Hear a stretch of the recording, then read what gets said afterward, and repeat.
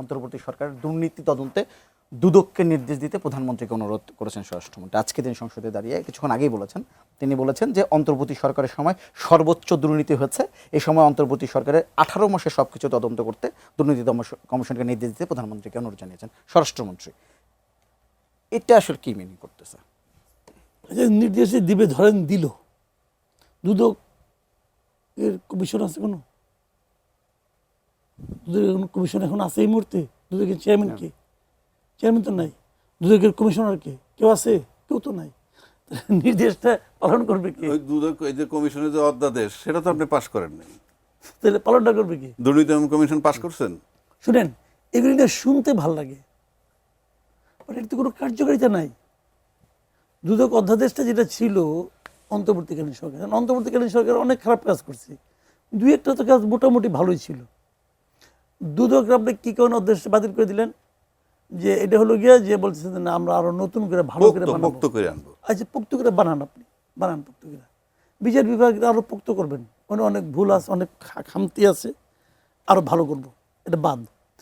বিচার বিভাগ পৃথিবীর কারণে তো কাজ শুরু হয়ে গেছিল রে ভাই, এবং আলাদা বিচার বিভাগের সচিবালয় শুরু হয়ে গেছিল। তো ওটা আপনি বাদ দিয়ে দিলেন।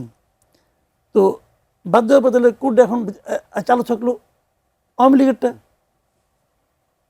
তার মানে আপনি আওয়ামী লীগেরটাকে বেটার বলতেছেন। আওয়ামী লীগেরটা কি এটার চেয়ে বেটার ছিল? আপনি এটাকে বাস্তবায়ন করেন, যেহেতু এটা কাজটা শুরু হয়ে গেছে, বাস্তবায়ন করতেন, করে তারপরে আপনি এটাকে একবার চেঞ্জ করতেন, কোনো প্রবলেম তো ছিল না। এটা যদি যেমনি আসে আপনি খালি অধ্যাদেশে যদি বাস্তবায়ন করতেন, এটিফাই করতেন, তাহলে অটোমেটিক্যালি চলতে থাকতো। পরে আপনি এটা আবার চেঞ্জ করতেন, চেঞ্জ করে আরও বেটার কিছু করতেন। কিন্তু আপনি এটা পূর্ণাঙ্গ বেটার হয় নাই, অতএব আমরা আবার কেচে গুন্ডুস করবো, আবার প্রথম থেকে শুরু করব। এটা কোনো কাজের কাজ হয়েছে? দুদকের ব্যাপারটা আপনি দেখেন, দুদক কীভাবে আপনি গঠন করবেন? ইলেকশন কমিশন গঠন করছেন আগের নিয়মে, এবং আগের নিয়মে গঠিত ইলেকশন কমিশন তো সামনে স্থানীয় সরকার নির্বাচন করবে। তাহলে আপনার ওটা করে লাভটা কী হলো? সংস্কার করে লাভটা কী হলো? নির্বাচন ব্যবস্থা সংস্কার করে লাভটা কী হলো? আপনি এখানে যতগুলি কাজ সংস্কার, সব সংস্কার যে আপনি একদম হাওয়ায় উড়াই দিবেন তা তো না।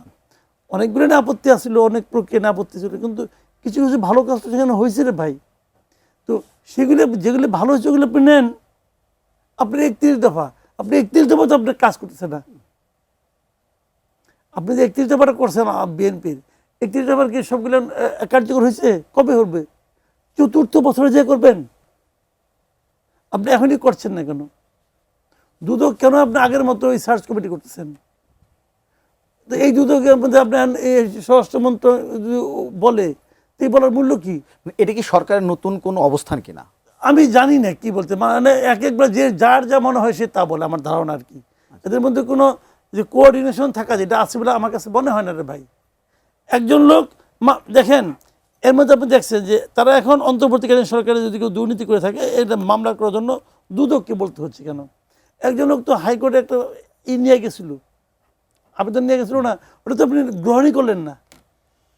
কেন গ্রহণ করলেন না কেন?